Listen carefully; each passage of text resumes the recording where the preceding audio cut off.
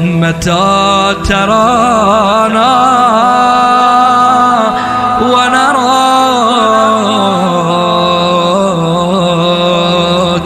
متى ترانا. ایک سے زیادہ ہوں اسے کلی کہتے ہیں، اور جس کا مصداق فقط ایک ہو اسے جزئی کہتے ہیں.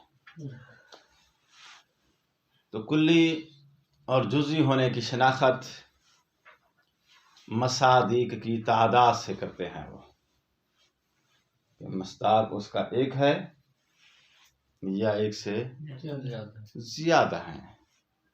اس سے کیا جج کرتے ہیں وہ کہ مفہوم کلی ہے یا مفہوم جزئی ہے. عام طور پہ ایسا ہے، لیکن یہ درست نہیں ہے. یہ غلط فہمی ہے یا کلی اور جزئی کو سمجھنے میں کچھ اجمال ہے جس کا شکار ہیں کچھ لوگ. آج ہم اس اجمال کی وضاحت دیں گے اور بتائیں گے کلی اور جزئی ہونے کا معیار علیکم السلام، اس کی پہچان، اس کی شناخت کیا ہے. ٹھیک ہے؟ آئندہ کے بعد یعنی اس درس کے بعد ہمیشہ کے لیے یہ بحث منتہی ہو جائے گی. مفہوم کلی کیا ہوتا ہے، جزئی کیا ہوتا ہے، یہ نقطہ انشاءاللہ آج کے درس کے بعد واضح ہو جائے گا.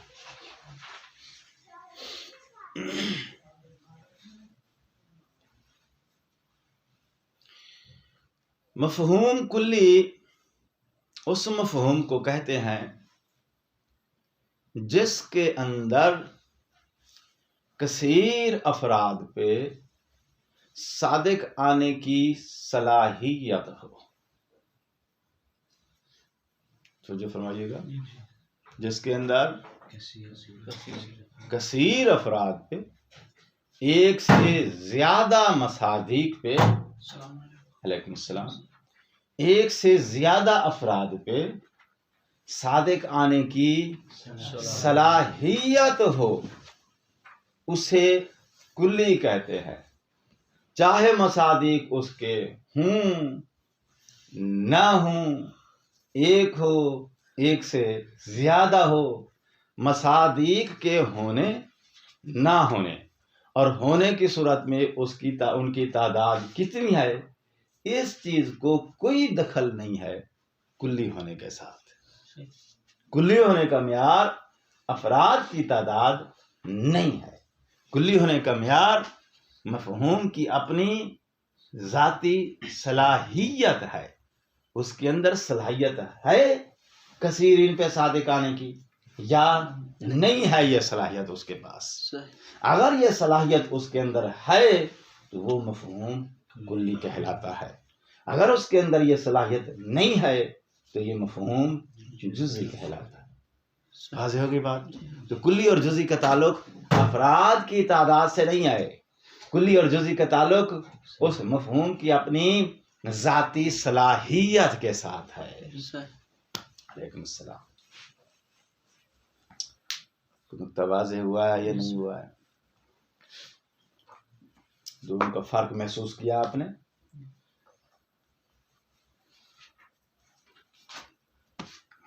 اچھا، تو اس کا مطلب پھر یہ ہے کہ عقل جج کرے گی. صلاحیت کو جج کرنا کس کا کام ہے؟ عقل کا کام. عقل اس مفہوم کی صلاحیت کو جج کرے گی اور پھر فیصلہ دے گی اس کے اندر کثیرین پہ صادق آنے کی صلاحیت ہے یا صلاحیت نہیں ہے.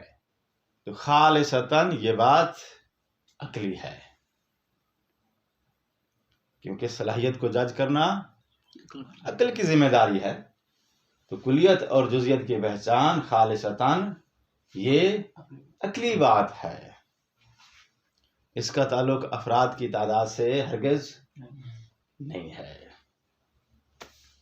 زائد یعنی اعلام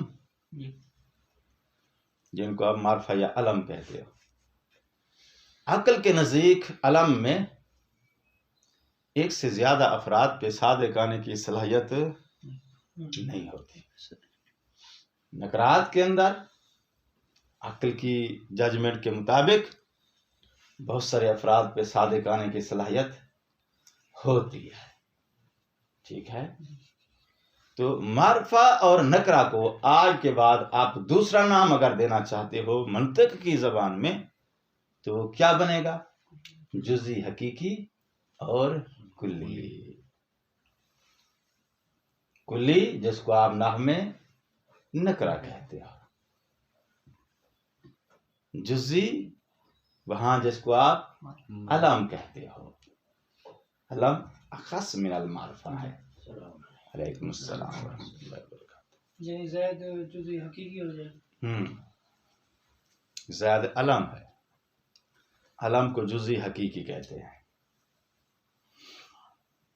علم کا مد مقابل نکرہ ہے، نکرہ کو کلی کہتے ہیں. ٹھیک ہے. اور اس دن بھی ہم نے کہا تھا کہ لفظ نئے ہوتے ہیں، معانی نئے نہیں ہوتے. ہر جگہ پہ معنی تقریباً وہی سیم ہوتے ہیں یا ملتے جلتے ہوتے ہیں. تو نحو میں آپ اس کو معرفہ اور نکرہ کے نام سے آپ پڑھ چکے ہیں. منطق میں اس کا نام تبدیل کر دیا گیا ہے. کیا نام ہو گیا یہاں کے؟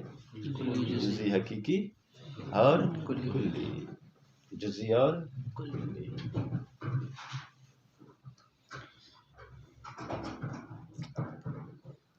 تو جزئی کیا ہے؟ وہ مفہوم عقل کی ججمنٹ کے مطابق جس کے اندر کثیرین پہ صادق آنے کی صلاحیت نہیں ہے. اور کلی وہ مفہوم ہے عقل کی ججمنٹ کے مطابق جس کے اندر کثیرین پہ صادق آنے کی صلاحیت موجود ہو. اب اس کے افراد خارج میں کثیر ہیں نہیں ہیں، اس چیز کو اس کے کلی ہونے میں کوئی دخل نہیں ہے. اور جب اس چیز کو افراد کی تعداد کو کلی ہونے میں کوئی دخل نہیں ہے تو کہتا ہے پھر اس چیز کو مد نظر رکھتے ہوئے ہم نے تقسیم دی ہے کلی کی تو 6 اقسام بنی ہے. کتنی اقسام ہے کلی کی؟ کس اعتبار سے؟ افراد کے اعتبار سے.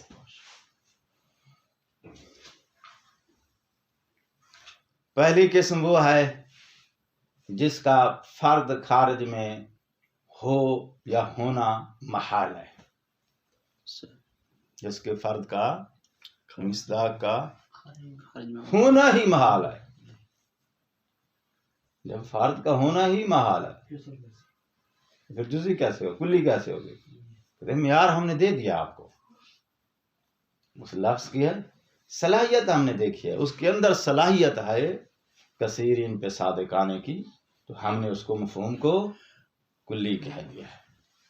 جب افراد کی طرف آتے ہیں تو افراد کا ہونا ہی خود محال ہے. یہ کون سی ہے کلی؟ اس کو کہتے ہیں کلیات فرضیہ. ٹھیک ہے، کلیات فرضیہ. لاش ہے، اس لفظ سے کوئی ذہن میں مفہوم آیا یا یہ لفظ مہمل ہے؟ کوئی شک کس میں شک نہیں، یہ پتہ چلا. لاش ہے جب بولتے ہیں ذہن میں کوئی اس کا مفہوم آتا ہے یا نہیں آتا ہے؟ مہمل تو نہیں ہے، کوئی مفہوم آتا ہے. اگر اس لفظ سے ذہن میں کوئی مفہوم آ رہا ہے تو پھر یہ مہمل نہیں ہے، کیونکہ مہمل کا کوئی مفہوم نہیں ہوتا. ٹھیک ہے، میں بدل لیتا ہوں. عدم، یہ لفظ سنا آپ نے، ذہن میں کوئی مفہوم آیا یا آپ بھی نہیں آیا؟ اب تو مہمل نہیں ہے. اچھا، عدم کا مزاج کیا ہے؟ کوئی مزاج نہیں. مزاج وجود میں آ جائے گا تو پھر یہ عدم نہیں رہے گا، یہ موجود ہو جائے گا. ٹھیک ہے، اس کے فرد کا خارج میں وجود پانا محال ہے. اسے کیا بولتے ہیں؟ کلیات فرضیات فرضیہ. شریک الباری، اس لفظ سے کوئی مفہوم ذہن میں آیا؟ اس مفہوم کا کوئی مصداق ہے؟ نہیں. اس مصداق کا وجود محال ہے ممکن ہے؟ محال ہے، کیونکہ آپ توحید کے باب میں ادلہ سے ثابت کر چکے ہو شریک الباری محال ہے. عقل اس کے وجود کو ممتنع سمجھتی ہے، محال سمجھتی ہے.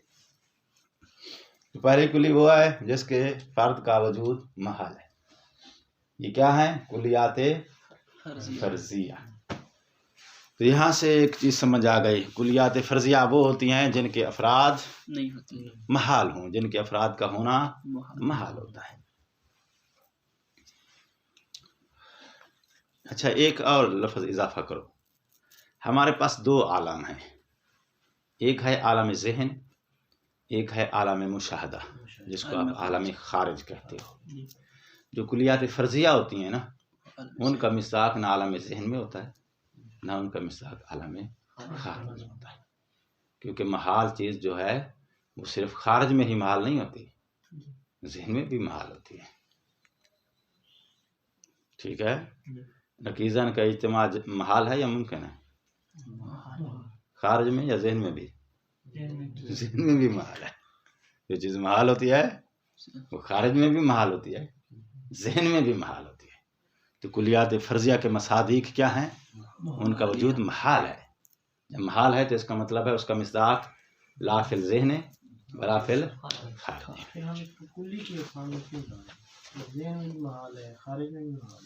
صلاحیت دیکھیں.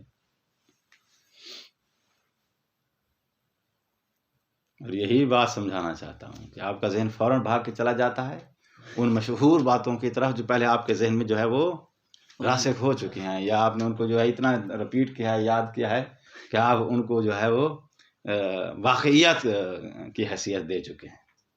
اور آج اس اجمال کو ہم دور کرنا چاہتے ہیں کہ کلیت اور جزیت کا تعلق مصادیق کے ساتھ نہیں ہے، اس کا تعلق اس مفہوم کی ذاتی صلاحیت کے ساتھ ہے. اور صلاحیت کس نے جاج کرنی ہے؟ عقل نے. تو یہ جو عدم، لا شائع، اجتماع نقیزن، شریک الباری، یہ الفاظ جو ہیں جزی حقیقی نہیں ہیں. ان کے مفاہیم جو ہیں عقل نے ججمنٹ دی ہے کہ ان کے مفہوم کے اندر صلاحیت ہے کثیر ان پہ صادق آنے کی، مگر افراد نہیں ہیں. تو صلاحیت کی بنا پر اس کو ہم کیا نام دیں گے؟ کلی کا. لیکن افراد کا وجود محال ہے. تو ایک قسم سمجھ میں آ گئی. اسے کیا کہتے ہیں؟ کلیات فرضیہ، جن کے مصادیق کا وجود محال ہوتا ہے، لا فی الذہن ولا فی الخارج. محال کا مد مقابل ہوتا ہے امکان، جس کا وجود ممکن ہو. اس کے افراد کا وجود محال ہے، اس کے افراد کا وجود ممکن ہے. تو عرف عام میں بھی یہی تقابل دیا جاتا ہے، ہاں بھی ممکن ہے یا محال ہے. تو پہلی قسم کیا ہے؟ جو محال ہے، مد مقابل دوسری قسم کیا بنے گی؟ ممکن. کہتے ہیں ممکن کے اندر پھر دو قسمیں آ جائیں گی. عقل ممکن سمجھتی ہے کہ اس کا فرد خارج میں یا عالم ذہن میں کسی مقام پہ وجود رکھتا ہو، اس کے مصداق کا وجود عقل ممکن سمجھتی ہے. اچھا، جب ممکن سمجھتی ہے تو اب اس کی دو صورتیں ہیں. صرف ممکن سمجھتی ہے یا ممکن سمجھنے کے ساتھ ساتھ واقعاً وہ موجود پایا بھی گیا ہے؟ دو آپشن ہو جائیں گے. تو پہلا آپشن کیا ہے؟ عقل ممکن تو سمجھتی ہے مگر یہ کہ وہ کہیں دیکھا نہیں گیا، عالم ذہن میں یا خارج میں اس کا وجود پایا نہیں گیا ہے، لیکن عقل ممکن سمجھتی ہے. دوسری صورت کیا ہے؟ عقل اس کے مصداق کے وجود کو ممکن سمجھتی ہے اور مصداق کا وجود ہے، ذہن میں یا خارج میں کہیں اس کے مصداق کا وجود ہے. دو ہو گئے. ٹھیک ہو گئے. پہلے کی مثال کیا ہے؟ انکا کوئی ہے حوالہ اس لفظ کا؟ نہیں ہے، ہم بدل دیتے ہیں. جبل الیقوت. جبل الیقوت کسے کہتے ہیں؟ یقوت کا پہاڑ. اس لفظ سے کوئی معنی ذہن میں آیا نہیں آیا؟ اچھا، جبل الذہب، سونے کا پہاڑ. حدیثوں میں تو آیا ہے نا سونے کا پہاڑ. بہت پہاڑ جتنا سونا رہا ہے خدا نے خرچ کر. تو جبل الذات اس لفظ جو مفہوم ذہن میں آیا ہے، اس لفظ کو سننے کے بعد جو مفہوم ذہن میں آیا، مفہوم جزئی ہے، کلیہ ہے، کیونکہ کثیرین پہ صادق آنے کی صلاحیت اس کے اندر ذہن ساتھ دے رہا ہے میری گفتگو کا یا نہیں دے رہا ہے؟ اچھا تو اس کا مصداق جو ہے خارج میں اس کے وجود کو عقل ممکن سمجھتی ہے یا محال سمجھتی ہے؟ ممکن سمجھتی ہے، مگر کہیں پایا گیا، کہیں کسی نے ملک نے دریافت کیا سونے کا پہاڑ، یاقوت کا پہاڑ، ہیرے کا پہاڑ؟ نہیں ہے۔ تو یہ چیزیں ممکن ہیں، ان کا وجود خارج میں مل جائے تو مصداق کے وجود کو عقل ممکن سمجھتی ہے، مگر یہ کہ ان کا مصداق خارج میں کہیں پایا نہیں گیا ہے۔ یہ وہ کلیہ ہے جس کے مصداق کے وجود کو عقل ممکن سمجھتی ہے، مگر یہ کہ اس کا مصداق خارج میں پایا نہیں گیا ہے۔ دوسرا مد مقابل آپشن کیا ہے؟ مصداق کے وجود کو ممکن سمجھتی ہے اور پایا بھی گیا ہے۔ یہ جو دوسرا آپشن ہے اس کے اندر پھر دو صورتیں ہو جائیں گی، پایا گیا ہے تو ایک پایا گیا ہے یا ایک سے زیادہ پایا گیا ہے۔ مصداق جو خارج میں ممکن ہے اور پایا بھی گیا ہے تو وہ ایک ہے یا ایک سے زیادہ ہے؟ ایک ہے تو اس کے اندر بھی دو آپشن آئیں گے، ایک سے زیادہ ہیں تو بھی دو آپشن آئیں گے۔ تو دو آپشن جو ہے الگ الگ کر کے میں بتا دیتا ہوں۔ عقل خارج میں مصداق کے وجود کو ممکن سمجھتی ہے اور خارج میں پایا بھی گیا ہے۔ جب خارج میں پایا بھی گیا ہے تو وہ ایک ہے یا ایک سے زیادہ ہے؟ ایک سے زیادہ والے کو رہنے دو، یا ایک ہے یا ایک ہے تو اس کے اندر پھر دو آپشن بنیں گے، اس کا ثانی محال ہے یا ثانی اس کا ممکن ہے۔ آپ سمجھ گئے؟ ایک پایا گیا ہے اور اس ایک کا جو ثانی ہے یعنی اس جیسا دوسرا مصداق ممکن ہے یا محال ہے، ممتنع ہے۔ اچھا تو کہتے ہیں جو ایک پایا گیا ہے اور اس کا ثانی محال ہے، اس کی مثال دی گئی ہے واجب الوجود سے۔ واجب الوجود اس لفظ کو سننے سے جو مفہوم ذہن میں آتا ہے وہ مفہوم کلی ہے، کیونکہ اس کے اندر صلاحیت ہے کثیرین پہ صادق آنے کی، تو مفہوم تو کلی ہو گیا، مگر اس کلی کا مصداق خارج میں صرف ذات پروردگار ایک ہے، اس مصداق کے علاوہ دوسرا مصداق محال ہے۔ ٹھیک ہے، ایک ہے اور اس ایک کا ثانی ممکن ہے۔ ممکن کی مثال انہوں نے دی ہے شمس کے ساتھ، قمر کے ساتھ۔ ٹھیک ہے، شمس یہ جو سورج کی ٹکی ہے اس کا لیے یہ علم نہیں ہے، شمس کا لفظ جو ہے یہ نکرہ ہے۔ جب نکرہ ہے تو اس کے اندر پھر کثیرین پہ صادق آنے کی صلاحیت ہے، لیکن مصادیق ہم نے دیکھے ہیں خارج میں تو اس کا مصداق ایک ہے، تو اب اس کا مصداق خارج میں مصداق کا ہونا ممکن ہے اور ایک ہے، اور اس ایک کا ثانی دوسرا بھی ہو، عقل ممکن سمجھتی ہے۔ دوسرا سورج آ جانے سے کوئی عقلی محال لازم نہیں آتا ہے، ٹھیک ہے، مگر یہ کہ دوسرا فرد اس کا پایا نہیں گیا ہے، تو دوسرا فرد یا ممکن ہوگا یا دوسرا فرد اس کا محال ہوگا۔ محال کی صورت میں ہم نے واجب الوجود کی مثال دی ہے، اور دوسرا فرد ممکن ہونے کی صورت میں مثال کس کی دی ہے؟ شمس کی۔ یہ وہ آپشن مکمل ہو گیا ہے کہ جب اس کا مصداق خارج میں ایک ہے۔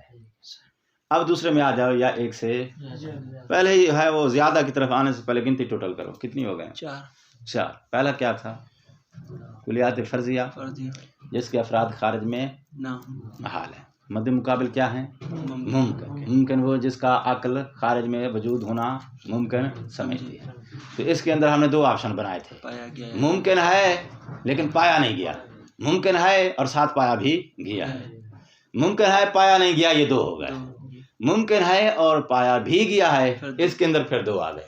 وہ جو پایا گیا ہے ایک ہے یا ایک سے زیادہ؟ ایک ہے کہ دو پورے ہو گئے، دو اور دو یہ چار۔ اب آ جاؤ کس میں؟ ایک سے زیادہ ہیں۔ ایک سے زیادہ ہیں تو پھر یہ محدود ہیں یا لامحدود ہیں؟ یعنی عام طور پہ ان کی گنتی ممکن ہے یا عام طور پہ ان کی گنتی ممکن نہیں ہے؟ گنتی ممکن ہے تو اس کو متناہی کہتے ہیں، گنتی ممکن نہیں ہے تو اس کو لامتناہی کہتے ہیں۔ تو اب یہ جو لامتناہی ہے اس کو انہوں نے کہا ہے کہ عرف کی نظر میں لامتناہی ہے، تو پھر اس کی مثال آپ انسان کے ساتھ دے سکتے ہو کہ انسان کے افراد خارج میں جو کیا ہیں وہ مردم شماری میں اس وقت آدم سے لے کے آج تک کیسے کرو گے؟ تو عرف کی نظر میں یہ افراد کیا ہیں؟ لامتناہی۔ یا آپ کے سر کے بال جو ہیں، لفظ شعر کلیہ جزیہ ہے، کلیہ، تو اس کے مصادیق کی گنتی لامتناہی ہے، ٹھیک ہے؟ تو عرف کی نظر میں یہ لامتناہی ہے، عقل کی نظر میں لامتناہی نہیں ہے۔ ایک عقل کی نظر ہے، ایک عرف عام کی نظر ہے۔ کسی بندے نے سرکار امیر علیہ السلام سے کہا تھا کہ آپ جو روزانہ دعویٰ کرتے ہو سلونی کا، تو بتاؤ نا میری داڑھی کے بال کتنے ہیں؟ آپ نے فرمایا عدد تو میں بتا دوں گا لیکن تصدیق کون کرے گا، کیونکہ عرف کے نظر میں گنتی کا کوئی حساب کتاب کنسیپٹ نہیں ہے۔ عدد تو میں بتا دوں گا لیکن میرے بتائے ہوئے عدد کو کون جو ہے وہ گنتی کر کے بتائے گا کہ واقعا میں نے جتنا عدد بتایا ہے اتنا ہی ہے؟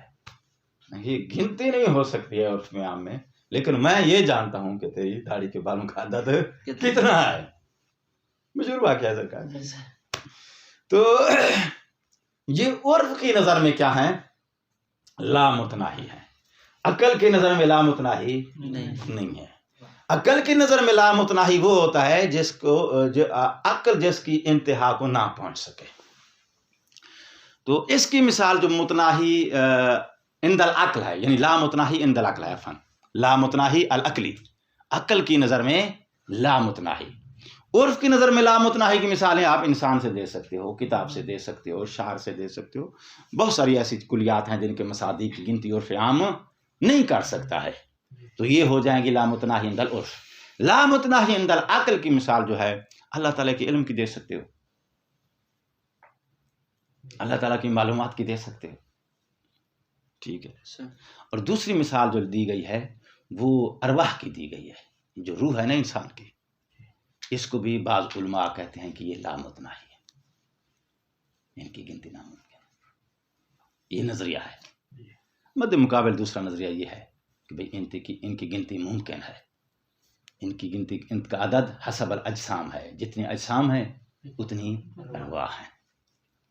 اور مد مقابل دوسرے علماء کہتے ہیں کہ نہیں، یہ حسب الاجسام نہیں ہے، اجسام سے زیادہ یا کم ہو سکتی ہیں، اور جب ہو سکتی ہیں تو یہ امر ربی سے وجود میں آتی ہیں، اور ان کا وجود جسم کے وجود کا محتاج نہیں ہے، جسم کے وجود کے علاوہ یا جسم کی تخلیق کے علاوہ بھی ان کا وجود الگ سے موجود ہے۔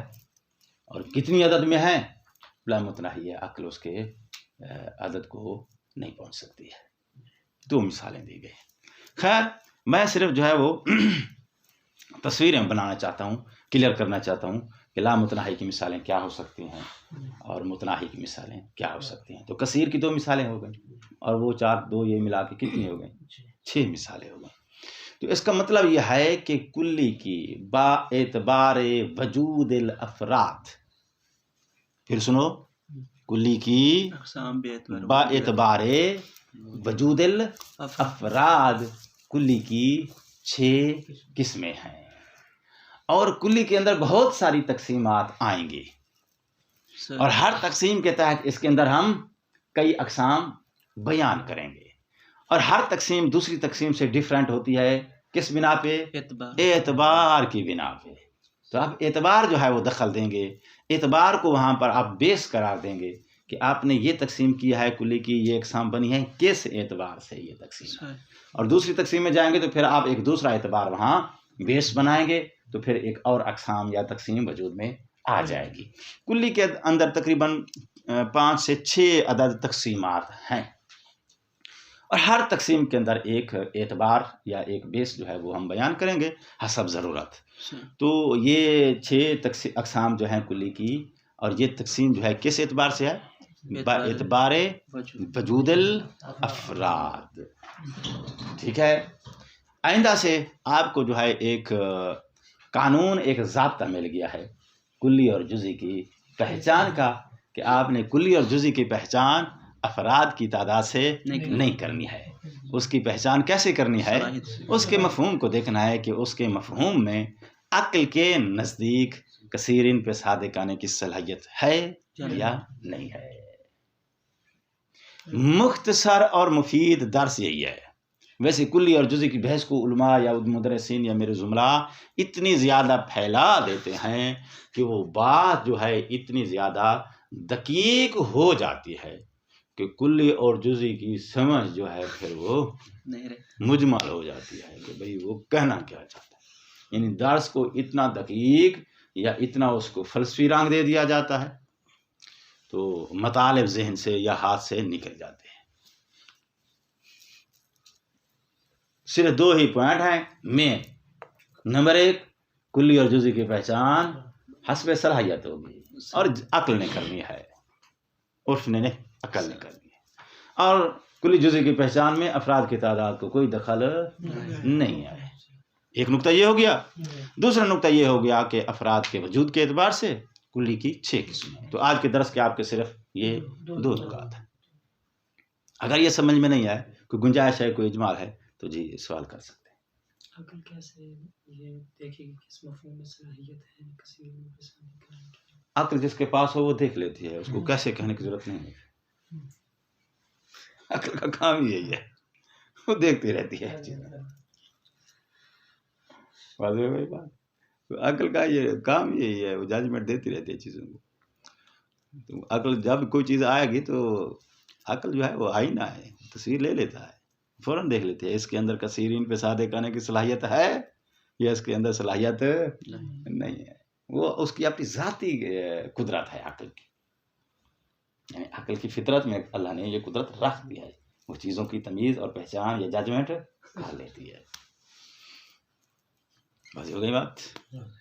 کتاب دیں تاکہ درس کو جو ہے مکمل کیا جائے.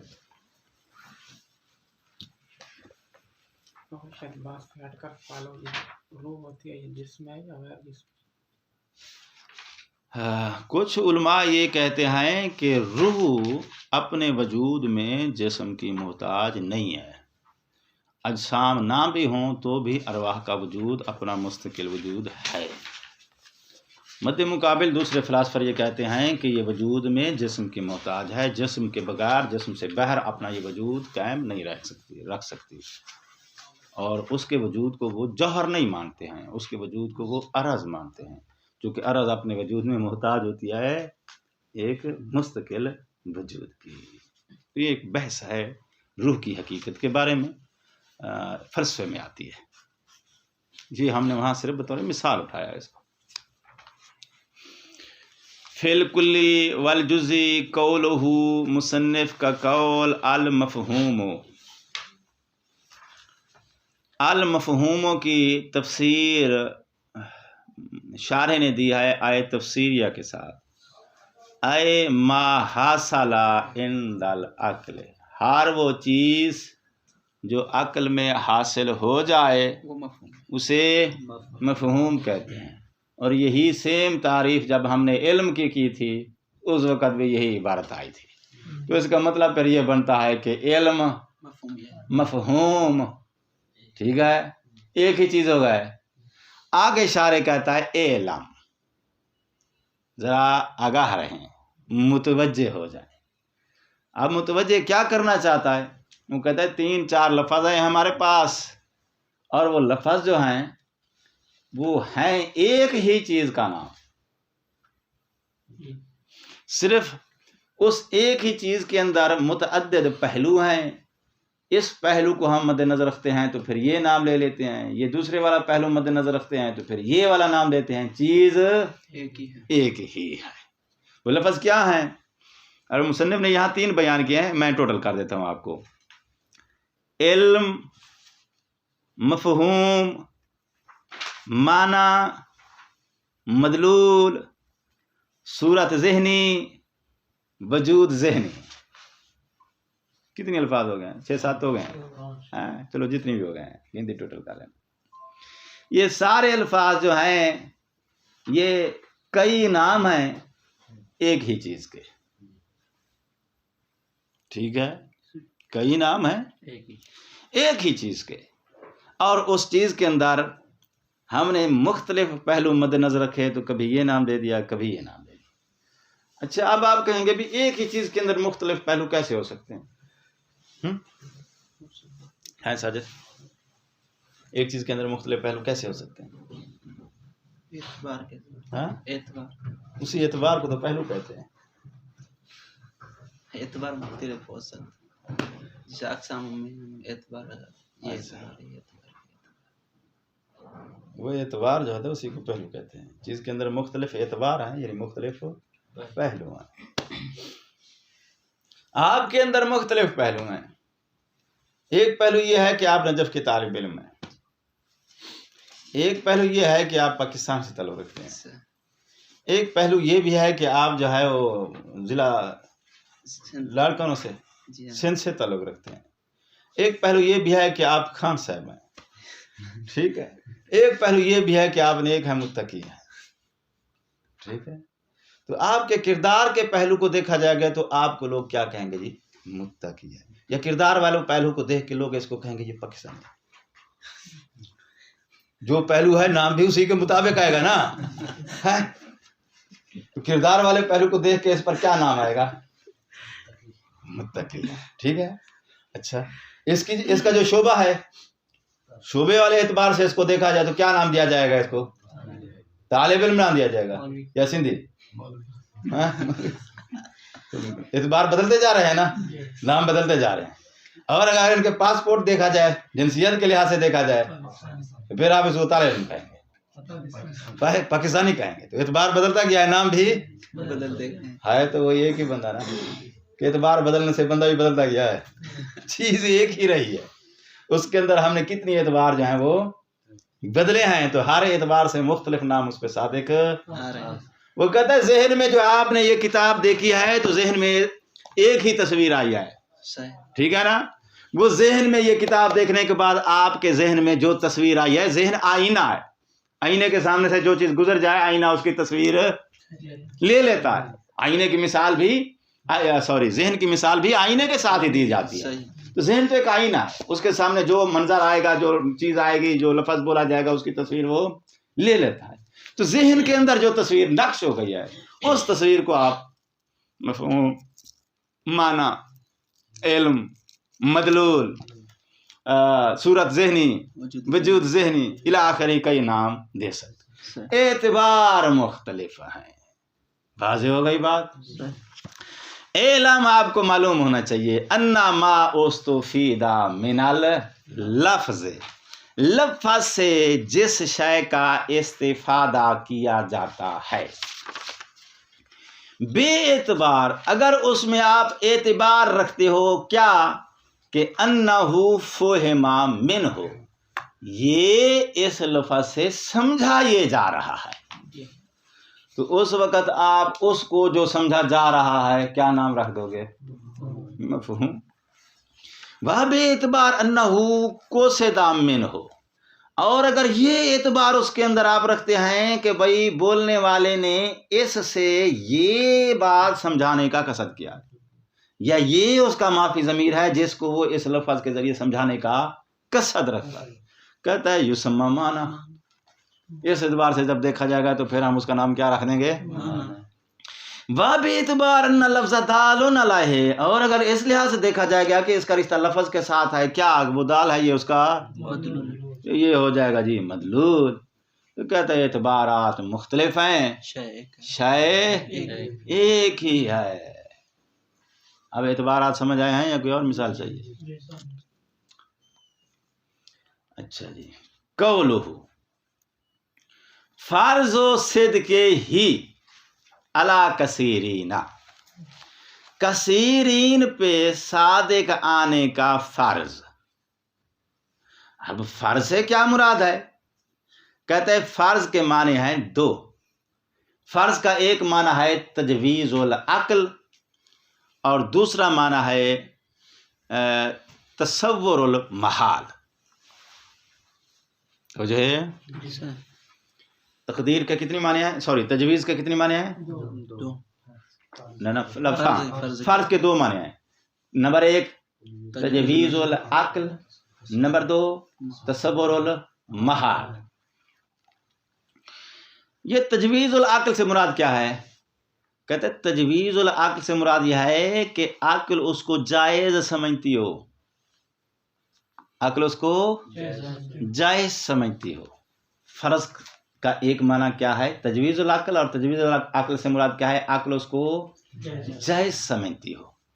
فرض کا دوسرا معنی کیا ہے؟ تصور المحال، یعنی عقل قدرت رکھتی ہے اس محال کے تصور کرنے پر. عقل محال چیز کا تصور کر سکتے ہیں نہیں کر سکتے؟ ذات کرنا محال ہے ممکن ہے؟ چڑی کی طرح، چڑیا کی طرح زیادہ ہوتا جا رہا ہے، محال ہے نا، لیکن ذہن تصور تو کر سکتا ہے، کر سکتا ہے. تو عقل جو ہے وہ محال چیز کا تصور کرے، عقل کے پاس یہ قدرت ہے. تو تصور المحال یہ بھی فرض ہے. فرض کرو زید اڑتا جا رہا ہے، تو یہاں لفظ فرض کا کیا مطلب ہے؟ یعنی محال چیز کا عقل تصور کرے، عقل کے پاس اس تصور کی قدرت ہے. ٹھیک ہے. کہتے 2 معنی ہیں فرض کے. الفرض ہا ہونا، اس مقام پر کلی جزئی کی تعریف میں لفظ فرض و صدق ہی فرض سے مراد ہے بے معنی تجویز العقل. عقل اس کو جائز سمجھتی ہو کہ کثیرین پہ صادق آ سکتا ہے، اور جائز تب سمجھے گی جب اس کے اندر کثیرین پہ صادق آنے کی صلاحیت ہوگی. صلاحیت نہ ہو عقل جائز سمجھے گی؟ آسان تم پہنچ گئے نا. وہ نقطہ جو صلاحیت والا ہے اس لفظ تجویز سے ہم نے نکالا ہے. عقل کثیرین پہ صادق آنے کی کو جائز سمجھتی ہو، اور عقل کسی مفہوم کے کثیر افراد پہ صادق آنے کو جائز کب سمجھتی ہے؟ جب اس کے اندر کثیرین پہ صادق آنے کی صلاحیت ہو. اگر اس کے اندر کثیرین پہ صادق آنے کی صلاحیت نہ ہو تو پھر عقل اس کو کثیرین پہ صادق آنا جائز نہیں سمجھتی. واضح ہو گئی بات؟ تو کہتا ہے یہاں فرض بے معنی تجویز العقل ہے. لت تقدیرو، یہاں فرض بے معنی تقدیر. تقدیر سے کیا مراد ہے؟ محال کے تصور کی قدرت. تقدیر یعنی قدرت، عقل کے پاس قدرت ہے محال کے تصور کرنے پر. یہاں فرض بے معنی تقدیر نہیں ہے. فَإِنَّهُ، بھائی کیوں یہاں فرض بے معنی تقدیر نہیں لے سکتے ہو؟ تو جو ہے فرض بے معنی تقدیر کیوں نہیں لے سکتے ہو؟ کہتے ہیں اس لیے نہیں لے سکتے. اگر یہاں فرض بے معنی ہم تقدیر لے لیں، اب یہ بتاؤ زائد جو ہے کثیرین پہ صادق آنا محال ہے ممکن ہے؟ زائد کا مفہوم محال ہے، لیکن عقل تصور کر سکتی ہے. اگر یہاں فرض بے معنی تقدیر لے لیا جائے تو پھر تو کوئی نہ کلی رہے گا نہ کوئی جزئی رہے گا، کیونکہ فرض کے معنی تم نے کیا لے لیا ہے؟ تقدیر. اور تقدیر سے مراد کیا ہے؟ محال چیز کے تصور. تو عقل تصور کر سکتی ہے زائد کے بارے میں بھی کہ کثیرین پہ یہ صادق آ رہا ہے، کیونکہ محال ہے اور محال کا تصور. تو یہاں کہتا ہے لت تقدیر، تقدیر کا معنی میں نہیں ہے. کیوں؟ اس لیے کہ فَإِنَّهُ لَا يَسْتَحِيلُ تَقْدِيرُ صِدْقُ الْجُزْءِ عَلَى كَثِيرٍ. اگر تقدیر کے معنی میں لے لیں گے تو عقل کے لیے محال نہیں ہے کہ وہ تقدیر تصور کرے صدق الجزء علی کثیرین، جزئی کے بارے میں کہ وہ کثیرین پہ صادق آ رہی ہے. تو عقل کے پاس جزئی کے کثیرین پہ صادق آنے کے تصور کرنا اس کی قدرت اس کے پاس ہے. اور یہ اس قدرت کی کو آپ عقل کے بارے میں نہیں کہہ سکتے کہ بھئی محال ہے عقل تصور ہی نہیں کر سکتی. اور نہیں بابا، عقل کے لیے کچھ محال نہیں ہے، وہ محال کا بھی تصور کر لیتی ہے. تو یہاں فرض بے معنی تصور المحال نہیں ہے، بلکہ فرض بے معنی تجویز العقل ہے. اچھا، تو مصنف نے اور شارح نے اتنی بات کو کافی سمجھا ہے کہ یہاں سے کلی اور جزئی کا معنی معیار آپ کو سمجھ میں آ گیا ہے. کلی اور جزئی کا معیار کیا ہے؟ اس مفہوم کے اندر صلاحیت ہو، عقل اس کو کثیرین پہ صادق آنے کو جائز سمجھتی ہو. خلاص نا؟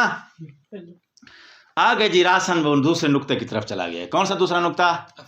افراد والا، کہ افراد کو کلی جزئی ہونے میں کوئی دخل نہیں ہے، اور افراد کے وجود کے اعتبار سے اس کی کتنی قسمیں ہو سکتی ہیں؟ 6 قسمیں ہو سکتی ہیں. قولہ امتنعت افرادہ، اس کے افراد خارج میں، یا تو امتنعت کیا ترجمہ کرو گے؟ محال. امتناع عقلی کیا ہوتا ہے؟ محال. اس کے افراد کا وجود خارج میں محال ہوگا. مثال کیا ہے؟ شریک الباری اذا اسمہ. شریک الباری یہ لفظ جو ہے اس کا مفہوم آپ کے ذہن میں جو آتا ہے وہ مفہوم عقل کے جاجمنٹ میں کلی ہے، اس کے اندر کثیرین پہ صادق آنے کی صلاحیت ہے، مگر اس کلی کے خارج میں اس کے افراد ہوں یہ محال ہے. قولہ امکنت، امکنت مد مقابل کس کا آ گیا؟ امتنعت کے. محال ہے یعنی مد مقابل کیا آئے گا؟ خارج میں اس کے افراد کا موجود ہونا ممکن ہے. اے لم یمتنع افرادہ فی الخارج. اب یمتنع کا ترجمہ اسی محال سے کرو. اے خارج میں افراد کا ہونا محال نہیں ہے. محال نہیں ہے بھائی، ہو سکتے ہیں خارج میں افراد. جب ہو سکتے ہیں تو کہتے ہیں فیشمل الواجبہ والممکن الخاصہ کلیہما. یہ لفظ امکنت شامل ہے کس کو بھی؟ واجب کو بھی اور امکان خاص کو بھی. یہ عبارت ایک اشکال کی طرف اشارہ ہے. جب اشکال بیان کریں گے پلٹ کے دوبارہ اس کی تطبیق دیں گے. فی الحال آپ گنتی ٹوٹل کرو. تو امکنات کے اندر جو ہے امکنات ولم یوجد، ممکن ہے خارج میں اس کا فرد مصداق پایا جائے، ولم یوجد لیکن اس کا وجود بالفعل نہیں ہے. کیا مثال دیا اس نے؟ انکا. انکا ایک پرندہ ہے بھائی جس کی جو ہے وہ صفات شاعر لوگ بیان کرتے ہیں، اور اس خوبصورتی اور صفات کا حامل پرندہ آج تک دنیا میں دیکھا نہیں گیا ہے.